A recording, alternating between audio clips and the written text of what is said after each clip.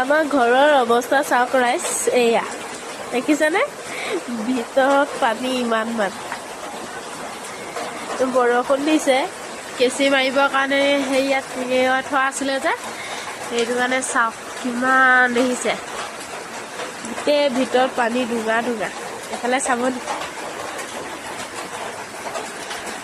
ক'তো বাকী নাই পানী পৰিবলৈ, চবতে পানী পৰিছে চাওক।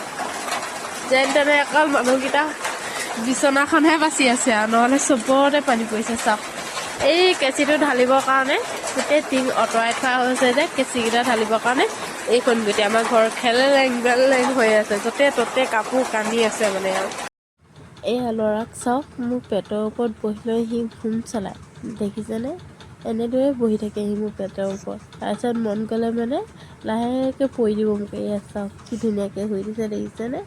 মই তাক ভুম ভুম বুলি ক'লে সি কৰিছে একেবাৰে, ক'বই নালাগে আৰু। ইমান এক্টিংবোৰ যে দেখাব পৰা হৈছে সি, তাৰ গালত আকৌ মই লাহেকৈ চিকুটি মাৰি দিয়া নিচিনাকৈ ধৰিছিলোঁ।